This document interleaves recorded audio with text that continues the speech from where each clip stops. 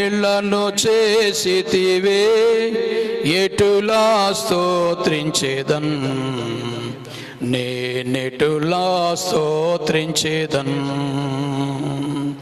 ఎన్నెన్నో మేళ్లను చేసితివే ఎటులా స్తోత్రించేదన్, నేనెటులా స్తోత్రించేదన్. నాథు రాజా నీకే స్తోత్రం, నాథు రాజా నీకే స్తోత్రం, నాథు రాజా నీకే స్తోత్రం, నాథు రాజా నీకే స్తోత్రం. దీనుడనయ్యుంటి దయతో తలచి దేవర నిన్ను స్తుతింతు, దేవర నిన్ను స్తుతింతు. దీనుడనయ్యుంటిని దయతో తలచి దేవర నిన్ను స్తుతింతు, దేవర నిన్ను స్తుతింతు. ఎన్నెన్నో మేళ్లను చేసితివే ఎటులా స్తోత్రించేదన్. యేసయ్యా నేనెటులా స్తోత్రించేదన్. ఆమేన్ ఆమేన్ ఆమేన్. ఎన్నెన్నో మేళ్లను చేసితివే ఎటులా స్తోత్రించేదన్, నేనెటులా స్తోత్రించేదన్.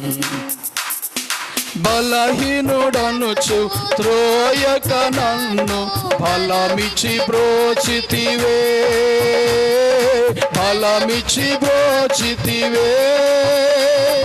బలహీనుడనుచు త్రోయక నన్ను బలమిచ్చి బ్రోచితివే, బలమిచ్చి బ్రోచితివే. ఎన్నెన్నో మేళ్లను చేసితివే ఎటులా స్తోత్రించేదన్, నేనెటులా స్తోత్రించేదన్. యేసయ్యా ఆమేన్. ఎన్నెన్నో మేళ్లను చేసితివే ఎటులా స్తోత్రించేదన్, నేనెటులా స్తోత్రించేదన్. పాపము చేత మృతి నొందియుంటిని కృపచే రక్షించితివే, కృపచే రక్షించితివే. పాపము చేత మృతి నొందియుంటిని కృపచే రక్షించితివే, కృపచే రక్షించితివే. ఎన్నెన్నో మేళ్లను చేసితివే ఎటులా స్తోత్రించేదన్. యేసయ్యా ఎటులా స్తోత్రించేదన్. ఎన్నెన్నో మేళ్లను చేసితివే ఎటులా స్తోత్రించేదన్, నేనెటులా స్తోత్రించేదన్. నాకై మరణించి నాకై బ్రతికి మరలా నాకై వత్తువు, మరలా నాకై వత్తువు. నాకై మరణించి నాకై బ్రతికి మరలా నాకై వత్తువు, మరలా నాకై వత్తువు. ఎన్నెన్నో మేళ్లను చేసితివే ఎటులా స్తోత్రించేదన్, నేనెటులా స్తోత్రించేదన్. ఆమేన్. ఎన్నెన్నో మేళ్లను చేసితివే ఎటులా స్తోత్రించేదన్, నేనెటులా స్తోత్రించేదన్. నాథు రాజా నీకే స్తోత్రం, నాథు రాజా నీకే స్తోత్రం, నాథు రాజా నీకే స్తోత్రం, నాథు రాజా నీకే స్తోత్రం, నాథు రాజా రాజా రాజా నీకే స్తోత్రం స్తోత్రం స్తోత్రం, నాథు రాజా రాజా రాజా నీకే స్తోత్రం స్తోత్రం స్తోత్రం, నాథు రాజా రాజా రాజా నీకే స్తోత్రం స్తోత్రం స్తోత్రం, నాథు రాజా రాజా రాజా నీకే స్తోత్రం స్తోత్రం స్తోత్రం. ఎన్నెన్నో మేళ్లను చేసితివే ఎటులా స్తోత్రించేదన్, నేనెటులా యేసయ్యా ఆమేన్. ఎన్నెన్నో మేళ్లను చేసితివే ఎటులా స్తోత్రించెదను, ఎటులా స్తోత్రించెదను. నాథు రాజా నీకే స్తోత్రం, నాథు రాజా నీకే స్తోత్రం, నాథు రాజా నీకే స్తోత్రం, నాథు రాజా నీకే స్తోత్రం, నాథు రాజా నీకే స్తోత్రం, నాథు రాజా నీకే స్తోత్రం, నాథు రాజా నీకే స్తోత్రం, నాథు రాజా నీకే స్తోత్రం, నాథు రాజా రాజా రాజా నీకే స్తోత్రం స్తోత్రం స్తోత్రం, నాథు రాజా రాజా రాజా నీకే స్తోత్రం స్తోత్రం స్తోత్రం, నాథు రాజా రాజా రాజా నీకే స్తోత్రం స్తోత్రం స్తోత్రం, నాథు రాజా రాజా రాజా నీకే స్తోత్రం స్తోత్రం స్తోత్రం. ఎన్నెన్నో మేలను చేసితివే, ఎటులా స్తోత్రించెదను, నేనెటులా ఆమేన్ ఆమేన్ ఆమేన్ ఆమేన్. మేలను చేసితివే, ఎటులా స్తోత్రించెదను, నేనెటులా స్తోత్రించెదను, ఎటులా స్తోత్రించెదను, నేనెటులా స్తోత్రించెదను, ఎటులా స్తోత్రించెదను, నేనెటులా స్తోత్రించెదను, ఎటులా స్తోత్రించెదను, నేనెటులా స్తోత్రించెదను, ఎటులా స్తోత్రించెదను, నేనెటులా స్తోత్రించెదను. నాథు రాజా నీకే స్తోత్రం, నాథు రాజా నీకే స్తోత్రం, నాథు రాజా నీకే స్తోత్రం, నాథు రాజా నీకే స్తోత్రం.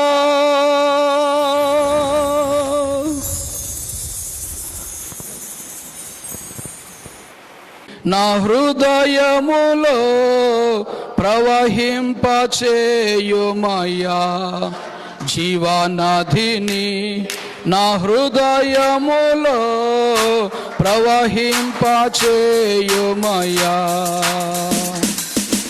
శరీర క్రియలన్నీయు నాలో నశింపచేయుమయ్యా, శరీర క్రియలన్నీయు నాలో నశింపచేయుమయ్యా.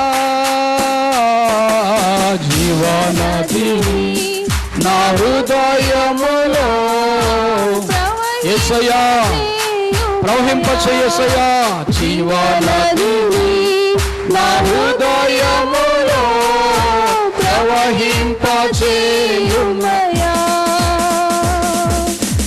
ఎండిన ఎముకలన్నీయు తిరిగి జీవింపచేయుమయ్యా, ఎండిన ఎముకలన్నీయు తిరిగి జీవింపచేయుమయ్యా. జీవనదిని నా హృదయములో ప్రవహింపచేయుమయ్యా, జీవనదిని నా హృదయములో ప్రవహింపచేయుమయ్యా. బలహీన సమయములో నీ బలము ప్రసాదించుమో, బలహీన సమయములో నీ బలము ప్రసాదించుమో.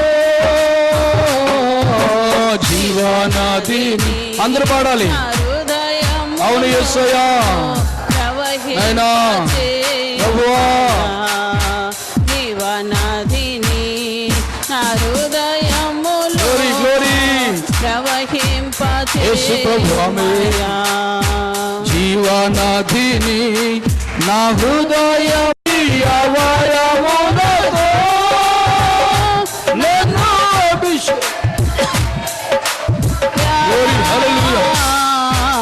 జీవనదిని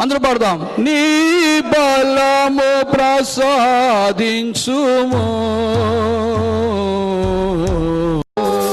ప్రవహింప యేసు ప్రభువా, జీవనదిని నా హృదయములో ప్రవహింపచేయుమయా. ఎండిన ఎముకలన్నీయు తిరిగి జీవింపచేయుమయా.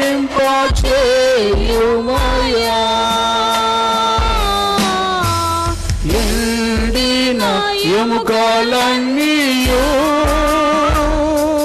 తిరిగి జీవింపచేయుమయా.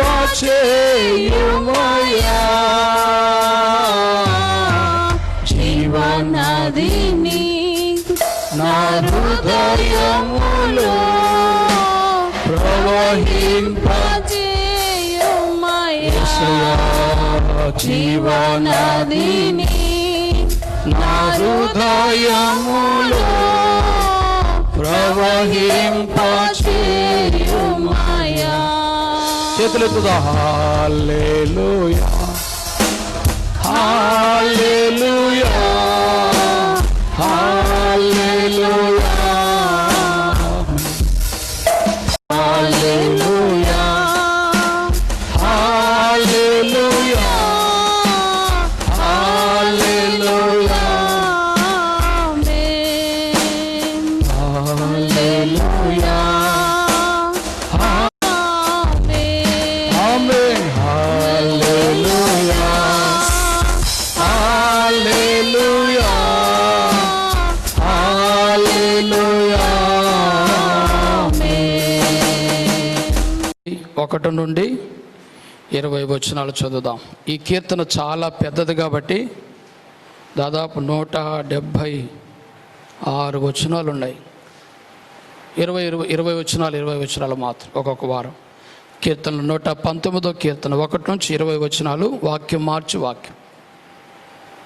దోస్తులారా, యెహోవా మిమ్మును గూర్చి సెలవిచ్చిన మాట వినుడి. యెహోవా సెలవిచ్చినదేమనగా, అన్య జనముల ఆచారముల నభ్యసింపకుడి. ఆకాశమందు అగపడు సింహములకు జనములు భయపడదురు, అయితే మీరు వాటికి భయపడకుడి. హల్లెలూయా. ఇక్కడ 2 విషయాలు ఉన్నాయి. అన్యజనులు ఆచరించే ఆచారాలకు మీరు భయపడవద్దు. తర్వాత అన్యజనులు ఆచరించే ఆచారాలు మీరు ఆచరించొద్దు. అన్యజనులు భయపడే వాటికి మీరు భయపడద్దు. 2 విషయాలు. 2వ వచనం మరొకసారి చూడండి. యెహోవా సెలవిచ్చినదేమనగా, అన్య జనముల ఆచారములు అభ్యసింపకుడి. 1, అన్యజనులు అంటే లోకస్తులు, దేవుణ్ణి ఎరగని వారు. వారు ఎన్నో ఆచారాలు అభ్యసిస్తూ ఉంటారు. వాటిని మీరు అభ్యసించకాకండి. 2వది, ఆకాశమందు అగపడు సింహములకు జనములు భయపడుదురు, అయితే మీరు వాటికి భయపడకుడి. హల్లెలూయా. కనుక దేవుని యొక్క బిడ్డలుగా మనము, దేవుని ప్రజలుగా మనము ఇవేవి చేయకూడదంటే, అన్యజనుల ఆచారములు అభ్యసింపకుడి. ఈ లోకంలో మనం చూసినప్పుడు దేవుని మాటలు వినకుండా, దేవుని యొక్క గ్రంథంలో రాయబడినటువంటి మాటలు మనము అనుసరించకుండా లోకం అనుసరించే వాటిని అనుసరిస్తూ ఉంటారన్నమాట. లోకములో ఉండేదంతా కూడా ఎటువంటిదంట, ఆ యొక్క యోహాను పత్రికలో రాయబడింది. లోకములో ఉన్నదంటూ ఏంటి, శరీరాశ, నేత్రాశ, జీవపు డంబం. అంతా ఎంత ఈ లోకములో ఉండేదంతా కూడా అంతే. శరీరాశే, శరీరం యొక్క ఆశ. నేత్రాశ, కంటితో చూసటం వల్లే చూడటమే. జీవపు డంబము అంటే అతిశయించుకోవడం అన్నమాట. ఇవే లోకములో ఉండేది. వీటిని మీరు అనుసరించకూడదు. అన్యజనులు ఆచరించే వాటిని మీరు ఆచరించుకోడి. తర్వాత జనములు భయపడే వాటికి మీరు భయపడకూడి. ఈ దినాల్లో చాలా భయము ఉంది. భయము చాలామంది భయపడతారు అన్నిటికి కూడా. ఒక జలుబు వచ్చినా భయమే, ఒక దగ్గు వచ్చినా భయమే, ఒళ్ళు కొంచెం వేడి చేసినా కూడా జ్వరం వచ్చినా భయమే. వీటికంటే కూడా ఎన్నో ఇబ్బందులు గతంలో వచ్చాయి, వాటికి భయపడడం లేదు. ప్రియులారా, ఈ కరోనా వైరస్కే కాదు, వీటి వెనకల ఇంకా చాలా రాబోతున్నాయని దేవుని యొక్క వాక్యము మనకు సెలవిస్తూ ఉంది. కానీ దేవుడు చెప్తున్న మాట ఏంటంటే, వారు అన్యజనులు, మనము దేవునికి స్వజనులము, దేవుని నమ్మని వారు అన్యజనులు స్వజనులు, మనము దేవుని యొక్క సొంత జనులము. హల్లెలూయా. దేవుని నమ్ముకున్నందువల్ల మనం దేవునికి సొంత ప్రజలము, దేవుని ప్రజలము. కాబట్టి ఇంకొక జనం ఉంది, అదేంటంటే అన్యులు, దేవుడిని ఎరగని వారు, దేవునికి వాళ్ళకు ఏ సంబంధం లేదు, వాళ్ళు అన్యజనులు ఆచరించే ఆచారాలు మీరు ఆచరించకాకండి, అన్యజనులు భయపడే వాటికి మీరు భయపడకండి అన్నాడు ప్రభు. ఎందుకంటే నిజంగా మనలను తల్లి గర్భమందే దేవుడు ఏర్పాటు చేసుకున్నాడు. హల్లెలూయా.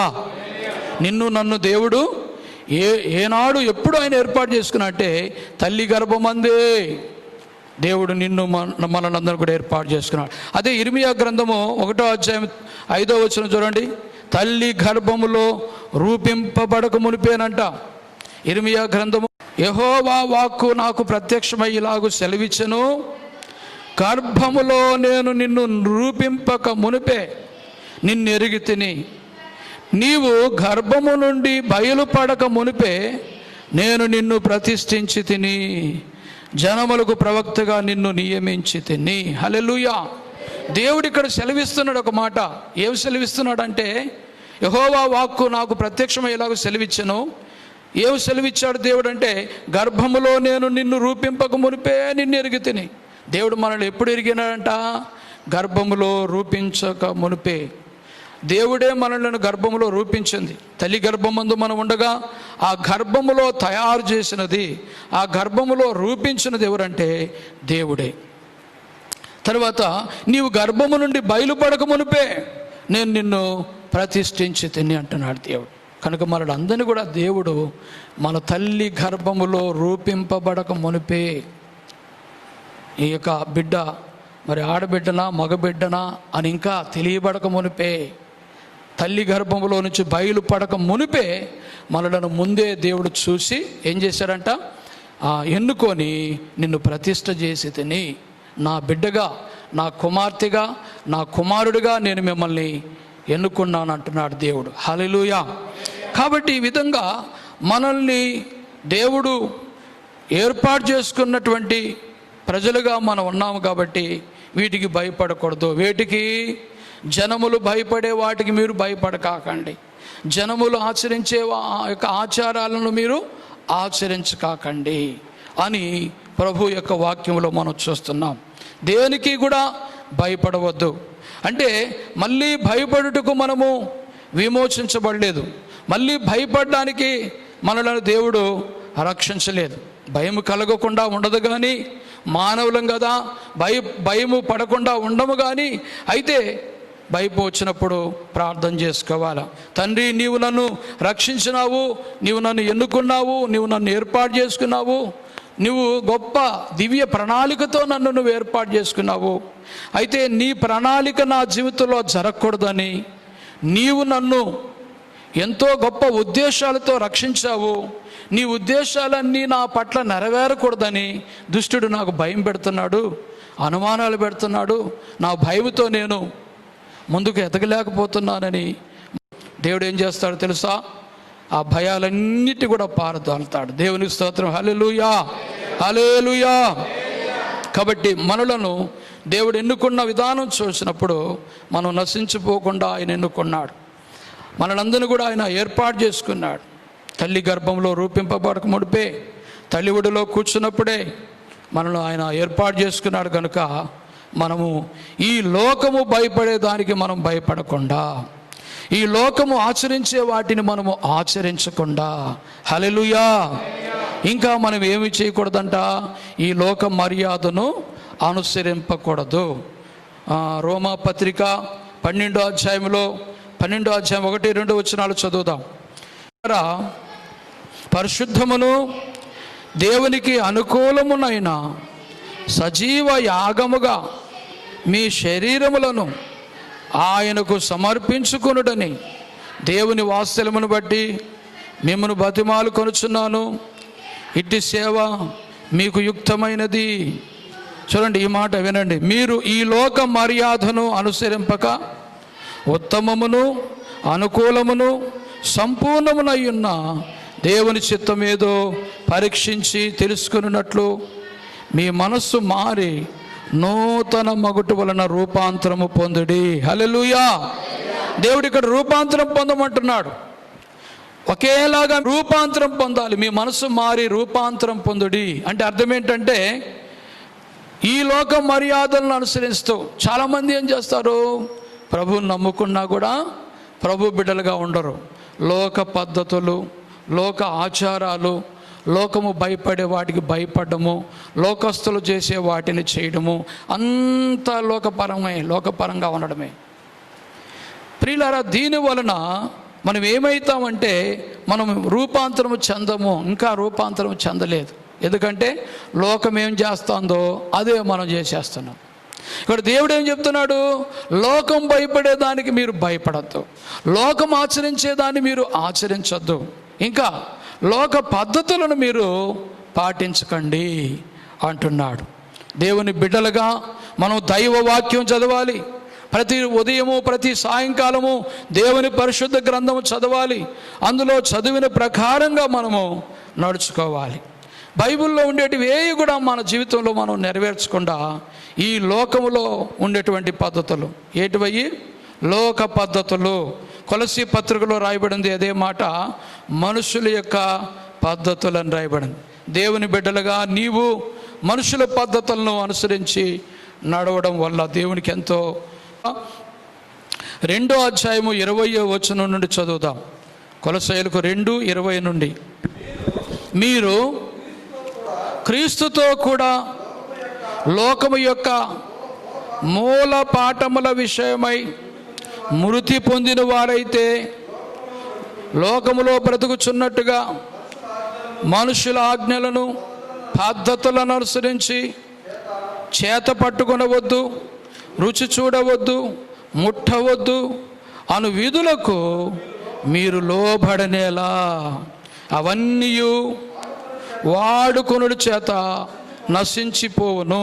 ఈ లోకంలో ఉండే మూలపాఠాలు ఏంటో తెలిసిన, ముట్టుకోవద్దు, అనుసరించొద్దు, చేత పట్టుకోవద్దు, రుచి చూడొద్దు, ఇలాంటివన్నీ కొన్ని ఉంటాయి మనకు, అన్ని లోక పద్ధతులన్నీ కూడా. అయితే దేవుడు ఇక్కడ ఏం చెప్తున్నాడంటే, ఇవన్నీ లోకము యొక్క మూలపాఠములు, ఇవన్నీ లోకస్తులు చేసేటువంటివి. కానీ నీవు నేను ఎవరో తెలుసిన, లోకము నుండి వేరు చేయబడిన వారం.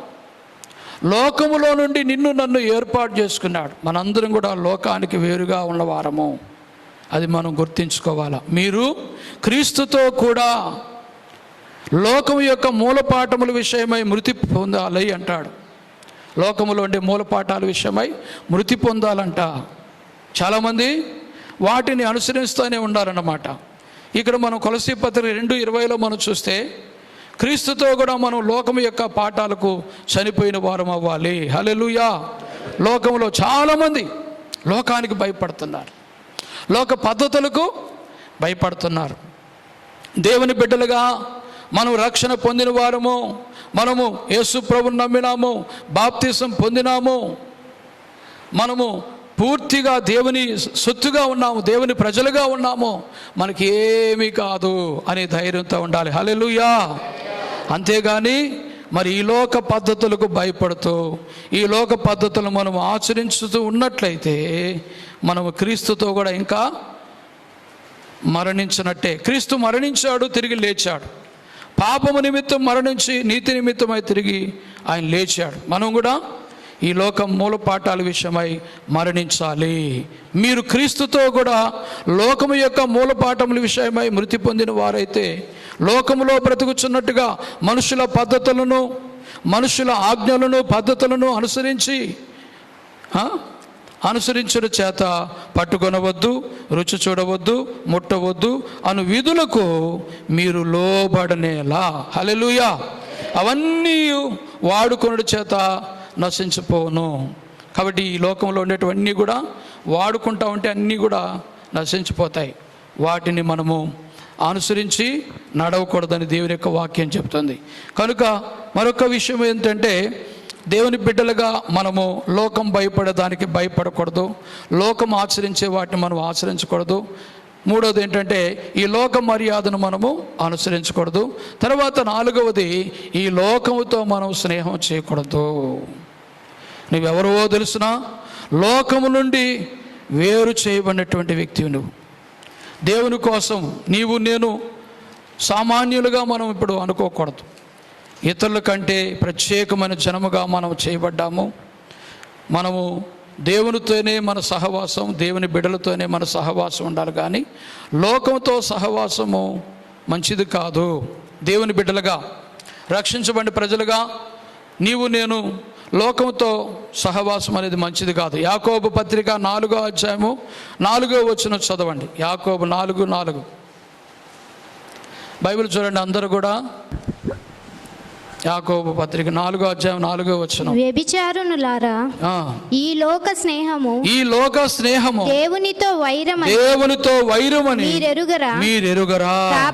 కాబట్టి ఎవడు ఈ లోకముతో స్నేహము చేయగో వాడు దేవునికి శత్రువగును. చూసారా? ఈ లోక స్నేహము దేవునికి వైరము. వ్యభిచారిణీలారా, ఈ లోక స్నేహము దేవునితో వైరమని మీరు ఎరగరా. ఎందుకు ఆ మాట వాడాడు ఆయన? దేవుణ్ణి విడిచి లోకాన్ని నమ్మేవాడు, దేవుణ్ణి విడిచిపెట్టిన ప్రతి వ్యక్తి వ్యభిచారంట. లోకాన్ని నమ్ముకున్నాడు. దేవుడు మన భర్త, మన పురుషుడు, మన సృష్టికర్త, మన యజమానుడు అంతా దేవుడే. హల్లెలూయా. ఆ దేవుని విడిచిపెట్టి లోకాన్ని వెంబడించేవాడు దేవుడు ఆ మాట అంటున్నాడు. కనుక ఈ లోక స్నేహం అనేటువంటిది ఎటువంటిదంటే దేవునితో వైరము. ఈ లోకంతో నువ్వు స్నేహం చేస్తున్నావంటే ఏమవుతున్నట్టు నువ్వు? కాబట్టి ఎవడు ఈ లోకంతో స్నేహం చేయగోరునో వాడు దేవునికి శత్రువు. ఈ లోకానికి శత్రువు అవుతాడు. లోకమంతా శత్రువైనా మనము కాపాడబడతాం. కానీ లోకమంతా శత్రువుగా ఉన్నా మనము కాపాడబడతాం. కానీ ఎప్పుడైతే మనము దేవునికి లోబడమో మరి నిజంగా ఏమవుతుందంటే పరిస్థితి, దేవునికి శత్రువు అవుతున్నాడు. దేవునికి శత్రువు అయ్యేవాడు నిజంగా తట్టుకోలేడు. లోకానికి శత్రువు అయినా కూడా, అంటే లోకం మనకు శత్రువు అయినా ఏం కాదు, దేవుడు మనకు శత్రువు అయితే తట్టుకోలేము. కనుక అందుకనే మనము దేవునికి సన్నిహితంగా, దేవునికి ఇష్టలుగా మనం జీవించాలి. బైబిల్లో రాయబడిన మాట ఏంటంటే, మనము లోకాన్ని స్నేహించినట్లయితే దేవునికి శత్రువు అవుతాం. కనుక లోకాన్ని మనం స్నేహించకూడదు. లోకంతో జోడుగా ఉండడం. లోకంతో స్నేహం అంటే ఏంటి? అన్నిట్లో పూర్తిగా లోకంతో కలిసిపోవడం. చూడండి, లోక స్నేహం అంటే ఏంటంటే, ఇదిగో 2 కొరింథీ పత్రిక 6వ అధ్యాయము 14వ వచనం నుండి మనం చదువుదాం. లోకంతో స్నేహము మంచిది కాదు. దేవుని బిడ్డ, నువ్వు రక్షించబడిన బిడ్డవు, నువ్వు దేవుని పరిశుద్ధుడివి, పరిశుద్ధురాలివి, ప్రభు సొత్తు నీవు. కనుక మీరు అవిశ్వాసులతో జోడుగా ఉండకూడి. నీతికి దుర్నీతితో ఏమి సాంగత్యము? వెలుగునకు చీకటితో ఏమి పొత్తు? క్రీస్తునకు బెలియాలుతో ఏమి సంబంధము? అవిశ్వాసితో విశ్వాసికి పాలెక్కడిది? దేవుని ఆలయమునకు విగ్రహములతో ఏమి పొందిక? మనము జీవము గల దేవుని ఆలయమై ఉన్నాము. అందుకు దేవుడు ఇలాగు సెలవిచ్చుచున్నాడు. నేను వారిలో నివసించి సంతరింతును. నేను వారి దేవుడనై యుందును, వారు నా ప్రజలై యుందురు. కావున మీరు వారి మధ్య నుండి బయలు వెడలి ప్రత్యేకముగా ఉండుడి. అపవిత్రమైన దానిని ముట్టకుడని ప్రభువు చెప్పుచున్నాడు. మరియు నేను మిమ్మును చేర్చుకొందును, మీకు తండ్రినై యుందును, మీరు నాకు కుమారులను కుమార్తెలునై యుందురని సర్వశక్తిగల ప్రభువు చెప్పుచున్నాడు. కాబట్టి ప్రియులారా, ఇటువంటి శుభకరమైన వాగ్దానాలు దేవుడు మనకు చేస్తున్నాడు. అందుకే మనము అవిశ్వాసులతో జోడుగా ఉండకూడదు, దుర్నీతి పరులతో జోడుగా ఉండకూడదు, వాళ్ళతో సాంగత్యం చేయకూడదు. మనం వెలుగుగా ఉన్నాము, లోకము చీకటితో ఉన్నది, వెలుగునకు చీకటితో ఏమీ పొత్తు అంటాడు. ఇంకా క్రీస్తునకు బెలియాలతో ఏమి సంబంధము? క్రీస్తునకు బెలియాలతో, బెలియాలంటే దయ్యములకు అధిపతి. క్రీస్తు ఎక్కడైనా దయ్యముతో ఏమన్నా పొత్తు కలిగి ఉన్నాడా? ఎక్కడా లేదు. ఆయన క్రీస్తు ప్రభువు ఈ లోకంలో ఉన్నప్పుడు ఆయన ప్రత్యేకంగా ఉన్నాడు. ఎవరితో కలవలేదు. చూడండి, ఆయన దగ్గరికి అందరూ వచ్చి ఆయనలాగా అందరూ మారిపోయినారు, కానీ ఆయన ఎవరి దగ్గరికన్నా పోయి వాళ్ళలాగా ఆయన మారిపోలేదు. ఈనాడు క్రైస్తవం ఎట్టుందంటే, ప్రభు దగ్గరకు వచ్చి రక్షించబడ్డాము, మళ్ళీ మనం లోకస్తుతో కలుసుకొని లోకస్తుల్లాగా మాట్లాడము, లోకస్తుల్లాగా చేయడము, పూర్తిగా లోకస్తులైపోవడం. ఎంతో ప్రమాదకరమైనది ఇది ఎంతో ప్రమాదకరమైనది. దేవుడు నిన్ను నిత్య నాశనము నుండి రక్షించాడన్నమాట. ఈ లోకానికంతటికి నిత్య నరకం ఒకటి ఉంది ప్రియులారా. ఆ నిత్య నరకము నుండి మనలను యేసుప్రభు రక్షించాడు. అయితే మళ్ళించడానికి ఎన్నో ప్రయత్నాలు చేస్తూ ఉంటుంది. క్షణము ఎక్కడ అవకాశం దొరుకుతుందా వీళ్ళందరినీ మళ్ళీ నేను పట్టి తిరిగి పాత జీవితంలోనికి, తిరిగి లోక జీవితంలోనికి తీసుకెళ్దామని స్నేహితుల రూపంగా వస్తాడంట అపవాది. దయ్యము స్నేహితుల రూపంగా వచ్చి మనలను పడగొడతాడంట. అందుకని ఇక్కడ రాయబడిన మాట ఏంటంటే, మీరు లోకముతో స్నేహము చేయవద్దు. ఎవడైనా ఈ లోకముతో స్నేహం చేసినట్లా వాడు దేవునికి శత్రువగును. కనుక ఏముందులే అని మనం అన్నిట్లో కలిసిపోతాం. అన్నిట్లో లోకరీతిగా లేదు, నీవు సపరేట్గా ఉండాలి. యేసయ్య చూడండి, ఈ లోకంలో ఎక్కడైనా మీరు బైబిల్లో చూస్తే ఎక్కడైనా కూడా ఆయన ఈ లోకంతో ఎక్కడా పొత్తు పెట్టుకోలేదన్నమాట. ఏ విషయంలో కూడా ఎక్కడా కూడా. ఆయన అన్నాడు, నీవు రాజువా అని ఒక అధికారి అడిగితే యేసుప్రభును ఒక సందర్భంలో, నేను రాజునే, కానీ నా రాజ్యము ఈ లోక సంబంధమైంది కాదు అంటాడు. చూడండి ఆ మాట యోహాను సువార్తలో, నేను రాజునే కానీ నా రాజ్యం మాత్రం ఈ లోక సంబంధమైంది కాదంటాడు. కాబట్టి యేసు ప్రభు ఈ లోక సంబంధి కాదు. కనుకనే ఆయన ఈ లోకానికి ఎక్కడా కూడా ఈ లోకంతో ఆయన కలవలేదు. కనుక మనం కూడా తప్పకుండా ఈ లోకానికి వేరుగా జీవించి యేసు క్రీస్తు వలే మనం నడుచుకుంటే మనం ఎంతో ధన్యులమవుతాం. యోహాను సువార్త 18వ అధ్యాయము, యోహాను సువార్త 18వ అధ్యాయం 36వ వచనం చదువుదాం. యోహాను 18:36. యేసు నా రాజ్యము ఈ లోక సంబంధమైనది కాదు. నా రాజ్యము ఈ లోక సంబంధమైనదైతే నేను యూదులకు అప్పగింపబడుకుంటున్నట్లు నా సేవకులు పోరాడుదురు. కానీ నా రాజ్యము ఇహ సంబంధమైనది కాదనెను.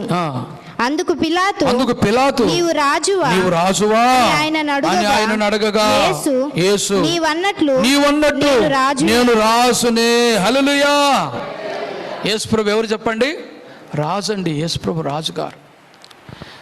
ఆ యొక్క సిలువ వేసే ముందు ఆ దేశపు గవర్నరు, యూదా దేశపు గవర్నరు యేసుప్రభును తీర్పు తీరుస్తున్నారు, నిలబెట్టి మాట్లాడుతున్నాడు.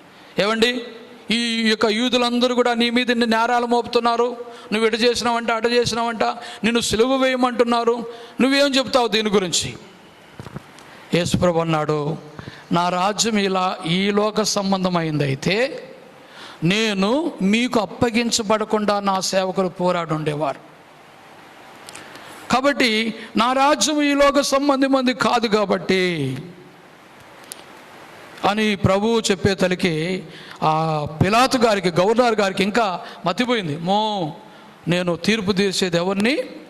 రాజుకు తీర్పు తీరుస్తున్నానా అని భయపడినాడు గవర్నర్ గారు. భయపడి ఏమన్నాడు తెలుసునా? నీవు రాజువా అని అన్నాడు.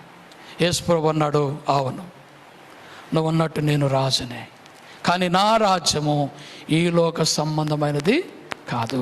యేసుప్రభు రాజే, కానీ ఆయన మాత్రం ఈ లోక సంబంధమైన రాజు కాదు. ఈ లోక సంబంధమైన రాజ్యము ఆయనది కాదు. ఇప్పుడు మనందరం కూడా ఆయన రాజ్యానికి పౌరులము. మనమందరం కూడా ఆయన రాజ్యానికి ప్రజలము. ఆయన ఎట్లయితే ఈ లోక సంబంధి కాదో మనం కూడా ఈ లోక సంబంధము కాకుండా ఉంటేనే ఆయన రాజ్యానికి ప్రజలం అవుతాం. ఏదో దేవుని నమ్ముకొని అన్ని లోక పద్ధతులు, అన్ని లోకాచారాలు, అన్నీ భయంకరముగా అన్ని ఆచారాలు, అన్ని పద్ధతులు కూడా మనం పాటిస్తూ ఉంటే మనకు తప్పకుండా ప్రమాదం జరుగుతుంది. అదేంటంటే దేవుడి యుద్ధకు మనం వెళ్ళలేం. దేవుని రాజ్యం శాశ్వతమైనది. ఆయన రాజ్యంలో మనం ఉండకుండా తోయబడతాం. జాగ్రత్తగా కలిగి మనము ఈ లోకముతో మనం ఎట్లా ఉండాలంటే ఈ లోకానికి వేరుగా ఉండాలి మనం, అంతే. హల్లెలూయా. ఈ లోకంలో ఏదైనా అందరూ చేస్తున్నారని నువ్వు కూడా చేసేసినావు అనుకో, ఈ లోక పద్ధతులను నువ్వు అనుసరించినట్లయితే నీవు ఈ లోక సంబంధం అయిపోతావు. ఈ లోకు వెళ్ళలేరు. ప్రియులారా, ఈ లోక రాజ్యాలన్నీ అయిపోయిన తర్వాత పరలోకమందున్న దేవుడే ఈ లోకంలో ఒక రాజ్యాన్ని స్థాపించబోతున్నాడు. అదే క్రీస్తు రాజ్యం. ఆ క్రీస్తు రాజ్యంలో క్రీస్తుని నమ్ముకొని బాప్తిసం పొంది దేవుని యొక్క వాక్య ప్రకారంగా నడుచుకుంటూ పరిశుద్ధంగా జీవించేవారు క్రీస్తు రాజ్యంలో యుగ యుగాలు మనం ఆ రాజ్యంలో ఉంటాం. కనుక జాగ్రత్త పడి మనం ఏం చేయాలంటే ఈ లోకముతో స్నేహం చేయకుండా, ఈ లోక ప్రజలతో మనం స్నేహం చేయకుండా పూర్తిగా వాళ్ళలాగా అయిపోయి వాళ్ళలాగా మనము చేయకుండా జాగ్రత్త పడాలని వాక్యంలో రాయబడింది.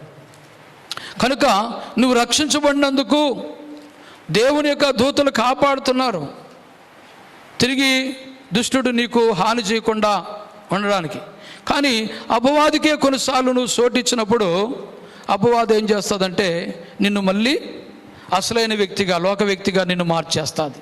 అందుకనే మనకు ఒక విరోధి ఉన్నాడు, వాడు మనలను మృంగాలని రోజు వెతుకుతూ తిరుగుతున్నాడంట. మనం జాగ్రత్తగా ఉండాలి. చూడండి ఈ మాట, 1 పేతురు పత్రిక 5వ అధ్యాయము 8వ వచనము. 1 పేతురు పత్రిక 5వ అధ్యాయము 8వ వచనం. బుద్ధి గలవారై మెలకువగా ఉండుడి. విరోధి అయిన అపవాది, మనకు విరోధి ఉన్నాడండి, మీ విరోధి అయిన అపవాది గర్జించు సింహము వలె ఎవరిని మృంగుదునా వెతుకుచూ తిరుగుచున్నాడు. చూసాడా, అపవాది ఉన్నాడు. వాడు ఎట్లున్నాడంట, మీ విరోధైన అపవాది గర్జించు సింహం వలె. సింహం కాదు, సింహం లాగా పోజిస్తాడనమాట. సింహంలాగా అపవాది యేసుక్రీస్తు సిలువ మరణంలో పూర్తిగా ఓడిపోయినాడండి. దెయ్యము సిలువ మరణం చేత పూర్తిగా ఓడిపోయినాడు. ఓడిపోయినానని ఒప్పుకోడు. ఎట్లయినా ఈ ప్రజలను నేను మళ్ళీ స్వాధీనం చేసుకోవాలని సింహంలాగా గర్జిస్తూ, నా మాట వినకపోతే, నువ్వు తప్పు చేయకపోతే, నువ్వు పాపం చేయకపోతే, నువ్వు త్రాగకపోతే, నువ్వు అబద్ధం ఆడకపోతే నీవు నష్టమైపోతావు, ఏం కాదులే అని ఏదో ఒక రీతిగా నీ జీవితాన్ని నాశనం చేయడానికి. ఒకనాడు నాశనం అయిపోయిన వాళ్ళమే మనం. ప్రభు కనికరం చేత రక్షించబడ్డాం. హల్లెలూయా. మనం రక్షించబడేది వానికి ఓర్చుకోలేక, మనం బాగుపడేది అపవాదికి ఓర్పు లేక. ఈ మానవుడు మట్టితో చేయబడినోడు ఇంత నీతిమంతుడిగా ఉన్నాడా, ఇంత చక్కగా ఉన్నాడా, భక్తిగా ఉన్నాడా, దేవదూతలాగా అయిపోయినాడే, దేవుళ్లాగా అయిపోయినాడే ఈ మట్టోడు. కుదరదు. వీడిని మళ్ళీ లోకంలోకి మారుతామని అబద్ధాలు నేర్పిస్తూ, పాపాలు నేర్పిస్తూ, లోకస్తులందరినీ ఎవరి మాట అయితే నువ్వు వింటావో వాళ్ళ ద్వారా నేను పడగొట్టేస్తూ ఏం చేస్తున్నాడంట, గర్జించు సింహం వలె తిరుగుతున్నాడంట. ఎట్లా తిరుగుతున్నాడంట, ఎవరిని మృంగుదునా అని వెతుకుతూ తిరుగుతున్నాడు. అంటే ఎవరిని మోసం చేయాలా, ఎక్కడ ఎవరు దొరుకుతారు, ఎక్కడ ఎవరిని తిరిగి లోకం లేక నేను మార్చేయగలనని చెప్పి తిరుగుతున్నాడు. అయితే దేవుని బిడ్డలుగా మనం అందరం కూడా ఎలా ఉండాలంట, నిబ్బరమైన బుద్ధి గలవారై మెలకువగా ఉండుడి. హల్లెలూయా. మెలకువగా ఉండండి అంటే అర్థం ఏంటి, నిద్రపోకుండా మెలకువగానే. అది కాదు, ఎవరు ఏ రోజు వస్తారో, ఏ మాటలతో మనల్ని మోసం చేస్తారో, ఏ మాటలతో మనల్ని తిరిగి లోక మనుషులుగా తయారు చేసేస్తారో. అంటే యేసు ప్రభు వారికి ఏది ఇష్టం లేదో, యేసు ప్రభు ఏది మన దగ్గర చేయించుకోవద్దన్నాడో అదే అపవాది మన దగ్గర చేయించడానికి గర్జించే సింహం వలె తిరుగుతూ ఉన్నాడంట. అందుకే ప్రతిరోజు కూడా మనలను మనము దేవుని హస్తాలకు అప్పగించుకోవాలి. నిద్ర లేస్తానే నిన్ను, నీ భర్తను, నీ భార్యను, నీ బిడ్డల్ని దేవుని హస్తాలకు అప్పగించుకొని, దేవా నీకు విరోధమైన ఏ కార్యము మేము ఈరోజు చేయకుండా కాపాడు. అంతేకాదు, మాకు ఏది క్షేమము కాదో, నీకు ఏది ఇష్టము కాదో అది ఈరోజు మేము చేయకుండా మమ్మల్ని కాపాడు. అపవాది అనేది, దుష్టుడు అనేది ఏ రూపంగా వస్తాడో తెలియదు. వాని సమయం అంటే ఇప్పుడు ఇది, వాని సమయం ఇది. ఆ వాని సమయంలో వాడి సమయం కూడా అయిపోవచ్చింది. యేసుప్రభు వస్తున్నాడు, మనందరం కూడా తీసుకెళ్తాడు. అందుకని వారి సమయం అయిపోవస్తుందని చెప్పి వాడు ఎంత క్రోధంగా వస్తున్నాడంట, మీ విరోధైన అపవాది గర్జించు సింహం వలె ఎవరిని మృంగుదునా అని వెతుకుతూ తిరుగుతూ ఉన్నాడు. కాబట్టి ప్రతిరోజు తిరుగుతాడంట. అపవాది పని ఏంటంటే భూమి మీదండి వెతుకుతూ తిరగడం. ఎందుకు తిరుగుతున్నాడంటే, దొరుకుతారా ఎవరన్నా? ఎవరిని వెతుకుతున్నాడంటే విశ్వాసాలనే వెతికేది, దేవుని బిడ్డలనే వెతికేది. ఆ తాగుబోతుల్ని ఎతకడు పోయి, ఆ దొంగలు ఎతకడు పోయి. ఎందుకంటే వాళ్ళు నా స్నేహితులు అయిపోయినారు. ఎప్పుడు తాగుబోతుడు నా స్నేహితుడు, దొంగ నా స్నేహితుడు, వాళ్ళతో పనిలా, వాళ్ళ జోలికి పోడు, వాళ్ళని ఎతకడు. ఎవరైతే దొంగతనం విడిచిపెట్టి, త్రాగుడు విడిచిపెట్టి, ప్రభువుని నమ్ముకొని పాపం విడిచిపెట్టి నీతిమంతుడిగా ఉన్నాడో వీడు ఎట దొరుకుతాడని నీ మీద, నా మీద, మన మీద వాడు గురిపెట్టి వెతుకుతూ తిరుగుతున్నట. అపవాది ఏం చేస్తాడంటే, దురాత్మ పని ఏంటంటే ఒకటే ఒక పని, వాడి పని అదేంటంటే వెతుకుతూ తిరగడం. అధ్యాయము యోబు గ్రంథం 1వ అధ్యాయం 6వ వచనం 7వ వచనం చదువుదాం. దేవదూతలు యెహోవా సన్నిధిని నిలుచుటకై వచ్చిన దినమొకటి తటస్థించెను. ఆ దినము అపవాది అగువాడు వారితో కలిసి వచ్చాడు. యెహోవా నీవు ఎక్కడ నుండి వచ్చితివని వానిని అడుగగా, అపవాది భూమి మీద ఇటు అటు తిరుగులాడుచు అందులో సంచరించుచు వచ్చితినని. చాలండి. ఇక్కడ పరలోకములో దేవుని దగ్గర దేవదూతలందరూ సమావేశమయ్యే ఒక రోజు వచ్చిందంట. దేవదూతలందరికీ దేవుడు మీటింగ్ పెట్టి పని పెడతాడనమాట. భూలోకంలో ఉండే ప్రజల కొరకు మనందరినీ కూడా, కొంతమందికి వర్తమానం పంపిస్తూ ఉంటాడు దేవదూతల ద్వారా, కొంతమందిని కాపాడడానికి పంపిస్తాడు మన దగ్గరికి. ఇలాగ దేవుని దగ్గర కూడుకుండే సమయం ఒకటి వచ్చింది. ఎవరికి? దేవదూతలకు. ఆ దేవదూతలతో కూడా అపవాది కూడా వెళ్ళాడంట, దెయ్యం కూడా వెళ్ళాడంట. ఏం అపవాది, నువ్వెక్కడి నుంచి వచ్చావంటే, భూమి మీద అటు ఇటు తిరుగుతూ వచ్చాను. ఏం పని భూమి మీద అటు ఇటు తిరగడానికి? దేవుని బిడ్డల్ని పాడు చేయాలని అపవాది. చూడండి 2వ అధ్యాయం 1వ వచనంలో కూడా, 2వ అధ్యాయము 1-2 వచనాలు.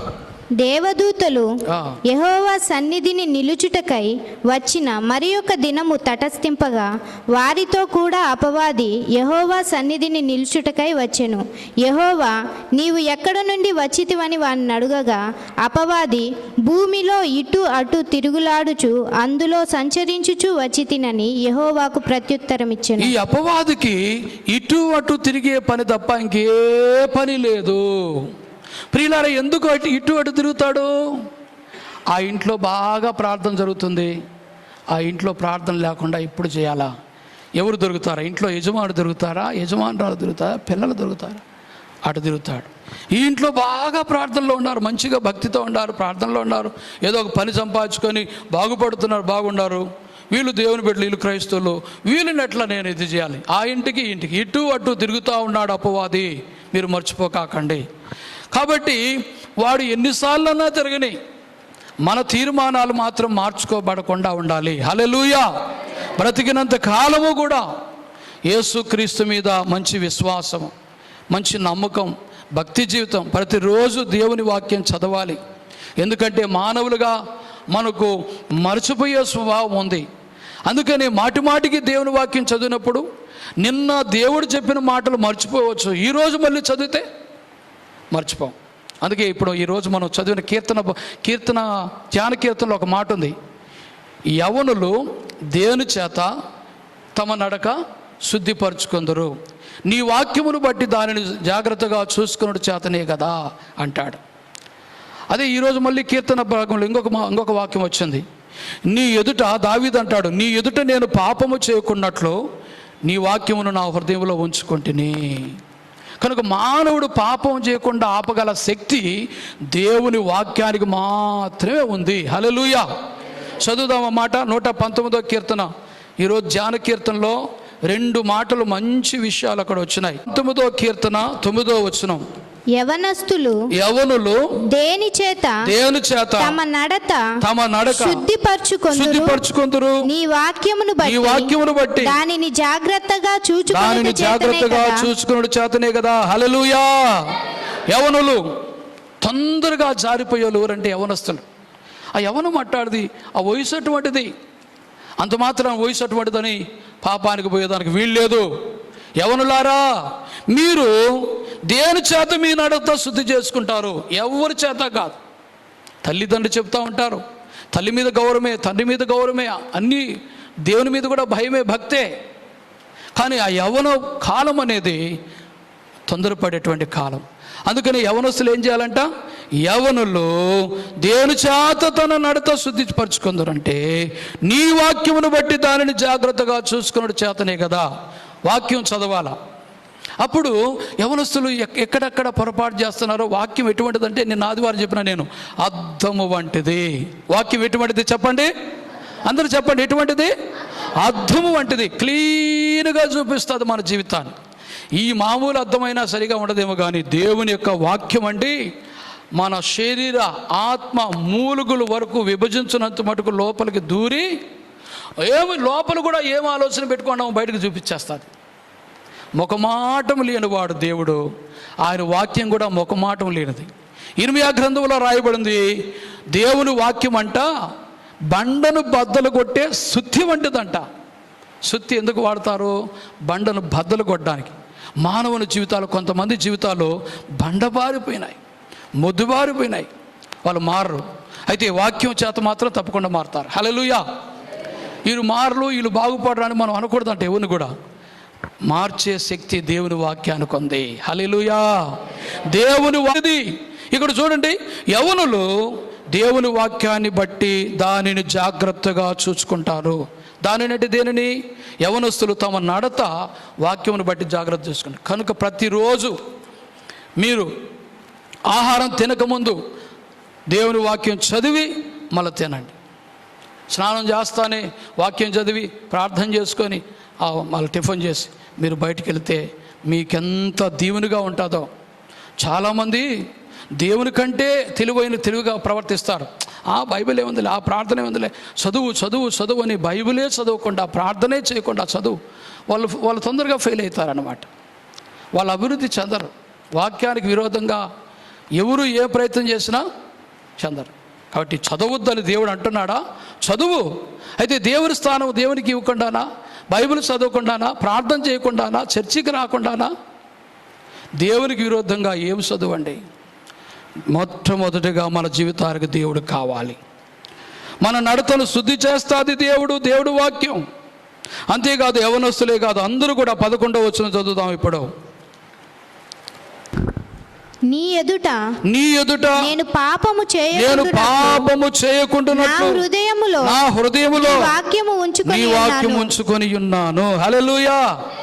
ఎంత గొప్ప మాట చూడండి. మనము దేవుని ఎదుట ఏ పాపం చేయకుండా ఉండాలంటే మన వల్ల కానే కాదు. కానీ దేవుని వాక్యాన్ని మాత్రము మన హృదయంలో ఉంచుకుంటేనంట పాపము చేయలేం. దేవుడు లేకుండా, దేవుని వాక్యం చేయకుండా, దేవుడు లేకుండా, దేవుని వాక్యం లేకుండా మనం పాపం చేయకుండా ఉండలేము. అయితే దేవుని వాక్యాన్ని కానీ హృదయంలో ఉంటే మనం పాపము చెయ్యలేము. ఆమేన్. హల్లెలూయా. దావీదు అంటున్నాడు దేవునితో, నీ ఎదుట నేను పాపము చేయకుండా ఉండునట్లు నా హృదయంలో నీ వాక్యం ఉంచుకొని ఉన్నాను. కాబట్టి దేవుని వాక్యమును ఎవరైతే తమ హృదయంలో ఉంచుకుంటారో, ఎవరి హృదయంలో దేవుని మాటలున్నాయో, ఎవరి హృదయంలో దేవుని వాక్యము, బైబిల్లోని వాక్యం చదవాలా, వినాలా, గైకొనాలా, హృదయంలో పెట్టుకోవాలా. కాబట్టి దేవుని వాక్యము నీ హృదయంలో ఉన్నంతకాలము నువ్వేమీ పాపం చేయలేవు. ఎందుకంటే వాక్యమే దేవుడు. నీ హృదయంలో ఉండే వాక్యము నిన్ను హెచ్చరిస్తూ ఉంటుంది. నువ్వు చేసేది రాంగు అని హెచ్చరిస్తూ ఉంటుంది. వెంటనే తప్పుకుంటావు. కాబట్టి దేవుని వాక్యము మనల్ని పాపం చేయకుండా కాపాడుతుంది. ఎంతటి పాపాత్ములైనానండి, ఎంతటి కఠినస్తులైనా కూడా దేవుని వాక్యం చేత మారిపోతారు. వాక్యము సుత్తి వంటిది, వాక్యము అద్దం వంటిది, వాక్యము ఇంకా ఎటువంటిదంటే మనలను సరైన మార్గంలో నడిపించే ఒక దీపం వంటిది, దీపం వంటి. కనుక తప్పకుండా వాక్యాన్ని చదవకుండా మీరెప్పుడు కూడా ఏ రోజు కూడా కొనసాగకూడదు. వాక్యం చదవకుండా ఏ రోజు కూడా మీరు ముందుకు వెళ్ళొద్దు. చూడండి, ఇర్మియా గ్రంథము 23 ఇర్మియా 23:29 ఇర్మియా 23:29 647 పేజీ నెంబర్ 647. అగ్ని వంటిది కాదా, బండను బద్దలు చేయు సుత్తి వంటిది కాదా. హల్లెలూయా. దేవుని మాట ఎటువంటిదంట? నా మాట అగ్ని వంటిది. అంటే ఏమని? కాల్చేస్తుంది చెత్త చెదారు ఏదన్నా మనలో ఉంటే. అబ్బో, అగ్ని అంట వాక్యం అగ్ని వంటిది. అందుకే మనం వాక్యం చదవాలండి. ఏదన్నా మానవులం కదా, చెత్త ఏర్పడి ఉంటుంది. ఆ చెత్త అంతా వాక్యం చదివితే కాల్చేస్తుంది వాక్యమే. నా మాట బండను బద్దలు చేయు సుత్తి వంటిది. ఎటువంటి వ్యక్తి అయినా వాక్యం చేత ఖచ్చితంగా మెత్తన చేయబడతాడు. అటువంటి పవరు, అటువంటి ప్రభావము దేవుని వాక్యానికి ఉంది. ఇంకా మనం హెబ్రీ పత్రికలోనికి వెళితే మన వాక్యము ఎక్కడికి దూరుతుందంట? మూలుగు వరకు చేరుతుంది మానవునికి. హెబ్రీ పత్రిక 4వ అధ్యాయం 12వ వచనం. హెబ్రీలకు రాసిన పత్రిక. దేవుని వాక్యము సజీవమై, చూసారా, వాక్యానికి సజీవమైన శక్తి ఉంది. దేవుని వాక్యము సజీవమై బలము గలదై రెండంచులు గల ఎటువంటి ఖడ్గము కంటే వాడిగా ఉండి ప్రాణాత్మలను కీళ్లను మూలుగను విభజించునంత మట్టుకు దూరుచు హృదయము యొక్క తలంపులను ఆలోచనలను శోధించుచున్నది. హల్లెలూయా. వాక్యం ఎటువంటిదంటే ఖడ్గం అంట. ఏ ఖడ్గం అది? ఏ ఖడ్గము? రెండంచులు గల ఖడ్గము. ఎందుకనగా దేవుని వాక్యము సజీవమై, 1 అది సజీవం గలది, 2 అది బలము గలది, 3 రెండంచులు గల ఎటువంటి ఖడ్గము కంటేను వాడంటే ఏమని? పదును. కత్తికి పదునుంటే కదా తెగుతుంది. అలాగా ఈ వాక్యము 2 వైపులా పదును గలది. మొత్తం మనసులో ఉందా, హృదయంలో ఉందా, దేహంలో ఉందా, మూలుగులో ఉందా? ఈ వాక్యము దూరే అంతగా ఏది మన హృదయంలోకి తోరదు. అందుకే వాక్యం ఎంతో గొప్పది. అందుకే మన దేవుడు వాక్యం అయి ఉన్నాడు. ఫోటో లేదన్నమాట. యేసు ప్రభు విగ్రహానికి అనుమతి ఇవ్వలేదు. విగ్రహము మరి ఆయన యేసు ప్రభు అలాగా ఉంటాడని ఎవరు చెప్పలేదు. కనుక యేసు ప్రభు వారు ఇప్పటికి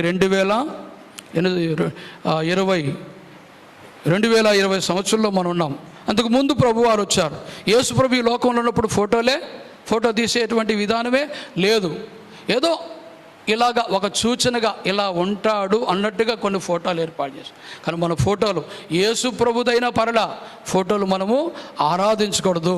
వాక్యాన్ని ఎంతవరకైనా మీరు దేవుని వాక్యాన్ని చదవండి, దేవుని వాక్యాన్ని వినండి, దేవుని వాక్యాన్ని మీ హృదయంలో భద్రపరచుకోండి. ఈ వాక్యం ద్వారా మీకు ఎన్నో మేలులు జరుగుతాయి. అంతే. హల్లెలూయా. కనుక మన జీవితము రక్షించబడిన జీవితము, పరిశుద్ధపరచబడిన జీవితము, ప్రభు చేత ఎన్నుకోబడిన జీవితము. కనుక మనము ఈ లోకస్తులు ఆచరించే ఆచారాలకు మీరు వాటిని ఆచరించకూడదు. ఈ లోకస్తులు భయపడే వాటికి మీరు భయపడొద్దు. ఈ లోక మర్యాదను మీరు అనుసరించకూడదు. ఈ లోకముతో స్నేహం చేయకూడదు. ఈ లోకంతో ఏమాత్రం కూడా స్నేహం చేయకూడదు. నిరంతరము కూడా ప్రతి దినము నువ్వు పూర్తిగా దేవుని యొక్క హస్తాలకు అప్పగించుకుంటూ, దేవా నీవు నన్ను ఎన్నుకున్నట్లో నీకు ఒక ఉద్దేశం ఉంది కదా, ఆ ఉద్దేశం నెరవేర్చడానికి నాకు సహాయం చేయము అని మనము దేవునికి మనము అప్పగించుకోవాలి. ఏమండి, నిన్ను ఎన్నుకున్నట్లో దేవునికి ఒక ఉద్దేశం ఉంది, నన్ను ఎన్నుకున్నట్లో దేవునికి ఒక ఉద్దేశం ఉంది. ఏంది? నన్ను ఎందుకు ఎన్నుకున్నాడు? దేవుని సేవ చేయాలని ఎన్నుకున్నాడు. నన్ను, నా కుటుంబాన్ని, పాస్టర్ మన బిడ్డల ముగ్గురిని దేవుని సేవ చేయాలని. అది మమ్మల్ని దేవుడు ఎన్నుకోవట్లో ఉండే ఉద్దేశం ఏంటంటే దేవుని సేవ చేయాలని. దేవుని యొక్క సేవ చేస్తూ ఉన్నాం ఇంకా కూడా. ఎందుకంటే ఇప్పటికే చేసామని లేదు, చేయవలసింది ఇంకెంతో ఉంది. అదంతా కూడా చేయడానికి ప్రతిరోజు కూడా దేవుని హస్తాలకు అప్పగించుకుంటూ మేము దేవుని చిత్తాన్ని వెతుకుతూ ఉన్నాం. అలాగనే మీరు కూడా ప్రియులారా, ఎందుకు దేవుడు మిమ్మల్ని ఎన్నుకున్నాడు? గొప్ప ఉద్దేశం ఉంది, దానిని మీరు నెరవేర్చాలి. అంతేగాని ఏదో రక్షించబడినామంటే రక్షించబడమని చెప్పి పూర్తిగా లోక ప్రకంగా మనం ఉన్నట్లయితే దేవుడు మనల్ని చూసి ఎంతో బాధపడతాడు. కుమారుడా, కుమార్తె, ఎంతోమందిని తోసివేసి నిన్ను ఎన్నుకున్నానమ్మా, ఇందుకేనా మళ్ళీ నువ్వు లోకస్తురాలుగా అయిపోవడానికైనా నేను ఎన్నుకున్నది? ఏది నా పని నువ్వు చేయడం లేదే, నా ఉద్దేశాలు నువ్వు నెరవేర్చడం లేదే అని దేవుడు బాధపడతాడు. కనుక మనము దేవుని చేత ఎందుకు ఎన్నుకోబడ్డామో అది చెయ్యాలి. చూడండి ఆ మాట, ఫిలిప్పీ పత్రిక 3వ అధ్యాయము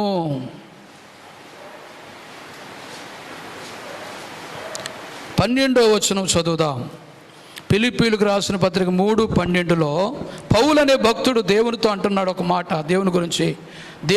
దేని నిమిత్తము నేను క్రీస్తు చేత పట్టబడ్డానో దాని కొరకు పరిగెత్తున్నాను అంటున్నాడు. ఫిలిప్పీలకు 3:12 ఇదివరకే నేను గెలిచితినని అయినను ఇదివరకే సంపూర్ణ సిద్ధి పొందితినైనను నేను అనుకొనలేదు గాని నేను దేని నిమిత్తము, ఈ మాట చూడండి, నేను దేని నిమిత్తము క్రీస్తు యేసు చేత పట్టబడితినో దానిని పట్టుకొనవలెనని పరిగెత్తుచున్నాను. హల్లెలూయా. పౌలు అనే భక్తుడు ఏమంటున్నాడు? మా దేవు ఏమంటున్నాడు ఇక్కడ? నేను ఇదివరకే గెలిచినాను అని నేను అనుకోవడం లేదు, ఇదివరకే సంపూర్ణ సిద్ధి పొందితినని కూడా అనుకోవడం లేదు. నేనేం చేస్తున్నా అంటే, నేను దేని నిమిత్తము క్రీస్తు యేసు చేత పట్టబడి తిని, అంటే యేసుక్రీస్తు వారు నన్ను ఎందుకు పట్టుకున్నాడు, యేసుక్రీస్తు నన్ను ఎందుకు రక్షించాడు, నాకంటే గొప్పవారు ఎంతోమంది ఉన్నారు, నన్ను ఎందుకు ఆయన పిలిచాడు, నన్ను ఎందుకు ఆయన రక్షించాడు, ఏదో నా గురించి ఒక పని కోసం ఆయన నన్ను ఎన్నుకొని ఉన్నట్టు ఉన్నాడు. అయ్యా ఏ పని నేను నీకు చెయ్యాలయ్యా, అందరూ నశించిపోతుంటే నన్ను బాగుపరిచావు, నేను ఏ పని చేయాలయ్యా నీకు అని అడుగుతూ ఆ పని చేయడానికి ఈయన ఒక పని చేస్తున్నాడు. వెనుకుండేటు మరిచి ముందున్న వాటి కొరకై వేగిరి పడుతున్నాడు. 13వ వచనం, సహోదరులారా నేనిదివరకే పట్టుకొని ఉన్నానని తలంచుకొనను, అయితే ఒకటి చేయుచున్నాను, వెనుక ఉన్నవి మరచి ముందున్న వాటి కొరకై వేగిరపడుచు క్రీస్తు యేసునందు దేవుని ఉన్నతమైన పిలుపునకు కలుగు బహుమానమును పొందవలేనని గురి యొద్దకే పరిగెత్తుచున్నాను. హల్లెలూయా. నేను ఒక గురి పెట్టుకున్నాను, దేవుడు నన్ను ఎందుకో ఏర్పాటు చేసుకున్నాడు, ఆ గురి ఎద్దుకు పరిగెత్తున్నాను. అందుకే వెనుక ఉన్నవి మరిచి ముందున్న వాటి కొరకై పరిగెత్తుతున్నాను. ఏంటి వెనుకున్నవి మరడం అంటే ఏంటి? లోకాశలు, లోక పద్ధతులు, మునుపు మనం జరిగించినటువన్నీ కూడా వాటిని మర్చిపోయి ముందున్న వాటికి, వెనుకున్న వాటిని మర్చి ముందున్న వాటి కొరకై నేను పరిగెత్తున్నాను, గురి ఎద్దుకే పరిగెత్తున్నాను. మన గురి యేసే. మన గురి దేవుడు మనకు పెట్టినటువంటి పనులు, బాధ్యతలు. ఏంటి మన గురి? దేని నిమిత్తము దేవుని చేత నువ్వు పట్టబడ్డావో ఆ పని నువ్వు చెయ్యాలి. ఆ గురి కలుగొండి, తప్పిపోక. కాబట్టి వెనుక ఉన్నవి మరిచి అని అంటున్నాడు, నేను ఒకటి చేయుచున్నాను, వెనుక ఉన్నవి మరిచి ముందున్న వాటి కొరకై వేగిరి పడుచున్నాను అంటున్నాడు. కాబట్టి నువ్వు వెనుకున్నవి మర్చినావా? చాలామంది వెనుకున్న వాటిని చేస్తూనే ఉన్నారు. వెనుకటి అంటే ఏంటి? ఏమైతే ఏ పరిస్థితుల్లో అయితే, ఏ పరిస్థితుల్లో నుండి అయితే మనం ఈ స్థితిలోకి వచ్చామో అవన్నీ మర్చిపోవాలి. లోకములో గతములో నీకున్నవేవి కూడా ఉండకూడదు. పూర్తిగా రూపాంతరం చెందిపోవాలి. అప్పుడు వ్యక్తి కాదితను అన్నట్టుగా లోకమే నిన్ను గురించి సాక్ష్యం ఇవ్వాలి. వెనుకున్నవి మర్చిపోవాలి, ముందున్న వాటి కొరకై వేగిరి పడాలి. అప్పుడంట క్రీస్తు యేసునందు దేవుని ఉన్నతమైన పిలుపునకు కలుగు బహుమానమును పొందగలవు. అంటే దేవుడు ఎవరినైతే పిలిచాడో వాళ్ళందరికీ బహుమానాలు సిద్ధపరిచాడు పరలోకమందు. ఆ బహుమానం నువ్వు పొందాలంటే నీవు వెనుకున్న మర్చిపెట్టి లోక ఆచారాలు, లోక పద్ధతులు, లోకం ఏదైతే ఆచరిస్తుందో అది ఆచరించకుండా, లోకం దేనికైతే భయపడుతుందో దానికి భయపడకుండా, లోకంతో ఒక స్నేహం చేయకుండా, మన సహవాసం, మన స్నేహం మన ప్రభుతోనే, మన స్నేహం రక్షించబడిన వారితోనే, దేవుని బిడ్డలతోనే, పరిశుద్ధులతోనే. సజాతి పక్షుల్లోనే చేరతాయి. అంటే ఏ జాతి పక్షులు ఆ జాతి పక్షుల్లో చేరతాయి అంటారు కదా. అలాగనే మన జాతి ఏదంటే యేసు ప్రభు జాతి మన జాతి. హల్లెలూయా. మనం ఎవరితో కలవాలంటే యేసు బిడ్డలతోనే కలవాలి. ఇక లోకంతో పోయి కలిసినామా పావురం వెళ్ళి కాకుల్లో కూర్చున్నట్టుంటుంది. పావురం వెళ్ళి కాకుల మధ్య కూర్చుంటే ఏం చేస్తుంది? కాకులన్నీ పొడిసి చంపుతాయి. దేన్ని? పావురాన్ని. జాగ్రత్త. మనందరినీ దేవుడు ఇప్పుడు ఏం చేశాడంటే పావురంగా మార్చాడు. ఒకప్పుడు కాకి బుద్ధులు, కాకి గుణాలు, ఇప్పుడు పావురంగా చేయబడ్డావు మృదువుగా. మళ్ళీ మనం లోకంలోకి పోకూడదు. వెనుకున్న వాటిని మర్చి ముందున్న వాటి కొరకై వేగుపడి గురి ఎద్దుకు, ఒక గురి కలిగి. ఏంటి ఆ గురి అంటే ఇహలోక మాలిన్యము నువ్వు అంటకుండా, నువ్వు దేనికోసం దేవుని చేత పట్టబడ్డావు, ఏ పని నిమిత్తం దేవుడు నిన్ను ఎన్నుకోనున్నాడు ఆ పని నువ్వు జరిగించాలి సోదరి సోదరుడా. అంతేగాని మళ్ళీ అబద్ధం ఆడుతూ, మళ్ళీ పాపం చేస్తూ, మళ్ళీ లోకస్తులు ఎట్లుంటే అట్లుండావు అనుకో, అయిపోయి. దేవుడు ఏ ఉద్దేశంతో నేను పిలిచినాడో ఆ ఉద్దేశాలు ఏమి లేవు. అపవాది వెతుకుతూ తిరుగుతున్నాడు కదా, వాని ఉచ్చులో పడిపోయినట్టుంటుంది. చూడండి, ప్రకటన గ్రంథంలో అపవాదికి కొంచెమేనంట సమయం ఉండేది. ఇక అందుకే ఎక్కువగా విపరీతమైనటువంటి పరిస్థితులు కలిగిస్తున్నాడు దేవుని బిడ్డలకు.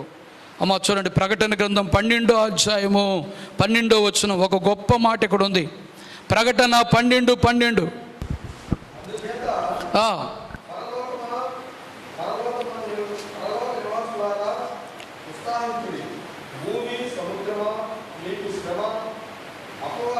ఇక్కడ నుంచి గమనించండి అందరూ. అపవాది తనకు సమయము కొంచెమే అని తెలుసుకొని బహు క్రోధము గలవాడై మీ యొద్దకు దిగివచ్చి ఉన్నాడని చెప్పాను. చూసారా, అపవాది మొదటి నుంచి కూడా వాడు దేవుని బిడ్డలమైన మన మీద ఏదో ఒక నేరం మోపాలా, ఏదో ఒక పాపంలోకి దించాలని చెప్పి మొదటి నుంచి వెతుకుతున్నాడు. ఇప్పుడు ఎక్కువ చేశాడంట దాన్ని. ఎందుకు ఎక్కువ చేశాడు? వారికి సమయము కొంచెమే ఉంది. ఇంకా వచ్చుచున్నవాడు యేసు ప్రభు త్వరగా రాబోతున్నాడు. ఆయన పరిశుద్ధులంతా కూడా వెళ్ళిపోతారు మహిమగల రాజ్యంలోకి. ఈ లోపే వీళ్ళని పాపులుగా చేయాలి, వీళ్ళని దుర్మార్గులుగా చేయాలి, వీళ్ళని ఇంకొక విధంగా చేయాలని వాడు క్రోధము గలవాడే. క్రోధం అంటే ఏంటి చెప్పండి? ఇక సహింప నలువిగానంత విపరీతమైన ఉద్రేకంతో నిండుకోనున్నాడు. ఎక్కడ ఎవరు దొరుకుతారా అని చెప్పి. అందుకనే మెలకుగా ఉండండి, జాగ్రత్తగా ఉండండి. స్నేహితులని మోసపోకాకండి, బంధువులని మోసపోకాకండి. వాడు ఎట్లా ఉచ్చు వేస్తాడో తెలియదు, ఎట్లా పట్టుకుంటాడో తెలియదు. నిన్ను నీ రక్షణ మీద గురిపెట్టున్నాడు. దేవుడు నీకు ఇచ్చిన రక్షణ చాలా విలువైనది. ఆ రక్షణ నిన్ను ప్రభు రాకట్లు ఎత్తబడేట్టుగా చేస్తుంది. ఆ రక్షణ నిన్ను ప్రభు రాజ్యంలో పెడుతుంది. ఆ రక్షణ నిన్ను ప్రభు రాజ్యంలో ఒక ఉన్నతమైన అధికారిగా చేయబోతుంది.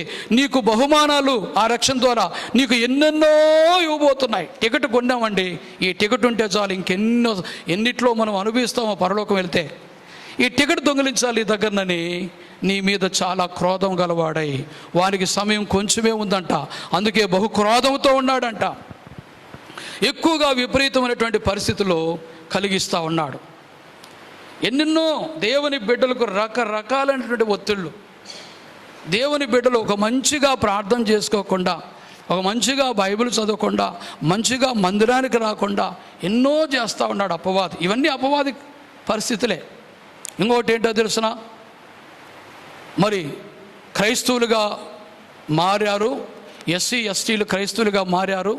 ఆ ఎస్సీ ఎస్టీలు క్రైస్తవులుగా మారిన తర్వాత ఎస్సీలు ఎట్లయితారు, ఎస్టీలు ఎట్లయితారు?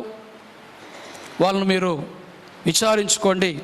ఎవరింట్లో అయితే క్రైస్తవ ఫోటోలు ఉంటాయో వాళ్ళు క్రైస్తవులే కదా.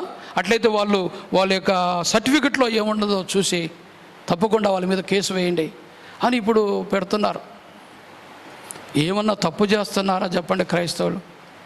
కాబట్టి జాగ్రత్త కలిగి మీరు కూడా యేసుప్రభు మీకు కావాలనుకుంటే, యేసుప్రభు రాజ్యం మనకు కావాలనుకుంటే మీ పేర్లు దయచేసి మార్చుకొని మనము కన్వర్ట్ అయినాం క్రిస్టియన్స్ అని మార్చుకోండి తొందరగా, లేకపోతే విపరీతమైనటువంటి పరిస్థితులు తెస్తున్నారు. అవన్నీ కూడా ఇప్పుడు ప్రారంభమైనాయి. కాబట్టి ఎటైనా మనం దేవుని బిడ్డలమే. అదేదో అధికారికంగా దేవుని బిడ్డలుగా చెప్పుకుంటే ఇంకా దేవునికి మహిమ, దేవుడు సంతోషిస్తాడు. అమ్మ మీరు ఎవరు, మీ క్యాస్ట్ ఏది, మరి యేసుప్రభుని నమ్ముకున్నారని యేసుప్రభు క్యాస్టే పెట్టుకున్నారా? అదిలా మనోళ్ళు చేసేది కూడా చాలా తప్పు చేస్తూ ఉంటారు. ఉద్యోగాలు రావని, ఇంకొకటి రాదని. కాబట్టి కులాలు కాదు ఉద్యోగాలు ఇప్పించేది, దేవుడే ఇప్పిస్తాడు. కనుక ప్రతి ఒక్కరు కూడా నేను దేవుని బిడ్డను అని ప్రభుత్వం దగ్గర కూడా తెలియజేయాలి. మేము క్రైస్తవులుగా మారామయ్యా, క్రైస్తవులని ఇవ్వండి సర్టిఫికెట్ అని చెప్పాలంతే. అది చాలా బాగుంటుంది. ఈ విధాలుగా పరిస్థితులన్నీ కూడా వస్తున్నాయి. కాబట్టి మనము మెలకుగా ఉండి అన్నిట్లో దేవుని వాక్యం ఏం చెప్తుందో, మరి పాస్టర్ గారు ఏం చెప్తున్నారో అవన్నీ విని మీరు నేర్చుకోవాలి. నీతిమంతుడైన యేసుక్రీస్తుని నమ్ముకొని ఆయన ఆజ్ఞలు అనుసరించుచూ ఉన్నాము కాబట్టి నిన్నెవ్వరూ కదిలించలేరు. కాబట్టి దేవుని బిడ్డలు మన అందరం కూడా ఈ అన్ని విషయాలలో, అంటే లోకములో ఏర్పడుతున్న ఈ పరిణామాలన్నింటినీ కూడా మనము మరి గమనించుకుంటూ నడుచుకోవాలి. ప్రాముఖ్యమైనది వాక్యము చదవాలి. వాక్యం ఏం చెప్తుందో ఆ ప్రకారంగా నడవాలి. ఆ విధంగా ఉందాం. అంతేగాని లోకం భయపడే వాటికి భయపడకుండా, లోకం ఆచరించే వాటిని ఆచరించకుండా, ఈ లోక మర్యాదను అనుసరించకుండా, ఈ లోకంతో స్నేహంగా ఉండకుండా, అవిశ్వాసాలతో స్నేహంగా ఉండకుండా, ఇంతవరకు మనం చెప్పిన ప్రకారంగా దేవుడు దేని నిమిత్తం నిన్ను ఎన్నుకున్నాడో, దేవుని చేత ఏ పని నిమిత్తం నువ్వు పట్టబడ్డావో ఆ గురి యొద్దకు పరిగెత్తుతూ ఉండాలని ప్రభునామములో తెలియజేస్తాను. అందరూ కూడా లేచి నిలబడదాం.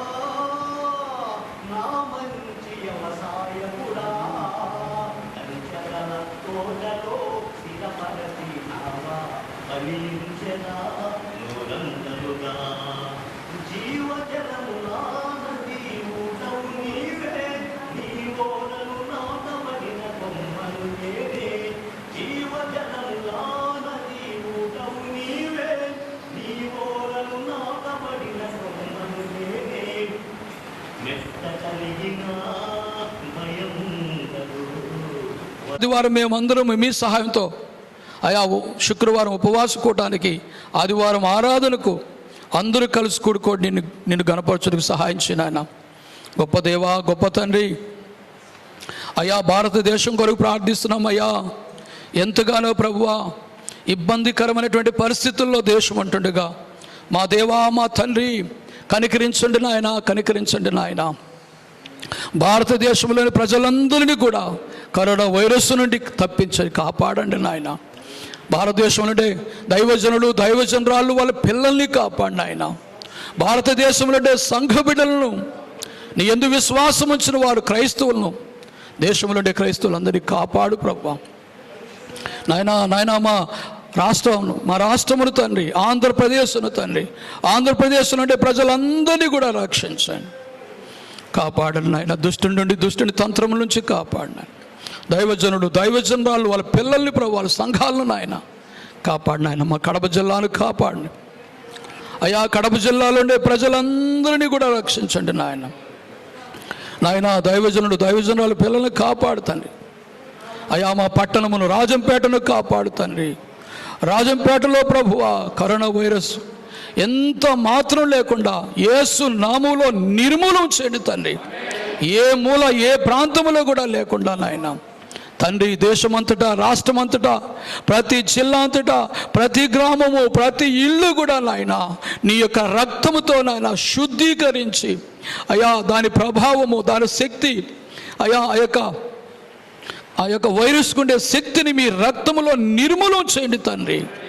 నీ రక్తంలో పాలు పొందిన బిడ్డలయ్యా, అయ్యా నీ శరీరమును భుజించిన బిడ్డలయ్యా, నీ యందు విశ్వాసం ఉంచి బలలో పాలు పొందిన బిడ్డలకు దుష్టుడు ముట్టకున్నట్లు సహాయం చేయండి ఆయన. గొప్ప తండ్రి సహాయం చేయండి. కేంద్ర ప్రభుత్వాన్ని, రాష్ట్ర ప్రభుత్వాన్ని, జిల్లా యంత్రాంగాన్ని అయా ఈ యొక్క పట్టణం అంతటిని మీరు కాపాడి మీ కాపుదలో ఉంచండి. దైవజనురాలు పిల్లలను కాపాడుతాను. అనారోగ్యంగా ఉన్న వారిని కాపాడిన ఆయన. అయా కొంతమందికి నాయన అయా ప్రభా కొన్ని ప్రాంతాల్లో కొంతమంది దేవుని బిడ్డలు కూడా సోకి ఉన్నది. వారు త్వరగా కోలుకోవడానికి నాయన వాళ్ళు త్వరగా కోలుకోవడానికి ప్రభువా సహాయం చేయమని ప్రార్థన చేయించున్నాం నాయన. నీవే మా నిరీక్షణాస్పదం, నీవే మాకు ఆధారము ప్రభువా. సహాయం చేయండి, తోడుగా ఉండండి తండ్రి. అన్ని విషయాల్లో తోడైన కృప చూపించమని ప్రార్థిస్తూ, అనేక మందికి పని లేకుండా ఆర్థికమైన ఇబ్బందుల్లో ఉన్నారు. అయ్యా మీ గుప్పలు విప్పండి నాయన, ప్రతి జీవి కోరిక తీర్చండి ప్రభువా. అయ్యా చదువుకుంటున్నటువంటి బిడ్డల కొరకు ప్రార్థిస్తున్నాను. చక్కగా నీ బిడ్డలకు స్కూల్స్ కాలేజీలు తెరిచే వరకు నీ బిడ్డలకు తోడండి. నేను ఉద్యోగం చేస్తున్నవారు, వ్యాపారం చేస్తున్నవారు, వ్యవసాయం చేస్తున్నవారు, ప్రతి పని నీ బిడ్డలు చేస్తున్న ప్రతి పని తిరిగి వాళ్ళ చేతికి అప్పగించండి నాయన. మునుపుటి కంటే అధికమైన మేలు చేస్తానని చెప్పిన దేవుడు నాయన, నీ బిడ్డలకు మునుపుటి కంటే అధికమైన మేలు చేయండి నాయన. అనారోగ్యముల నుంచి అప్పుల నుంచి నీ బిడ్డలను కాపాడండి.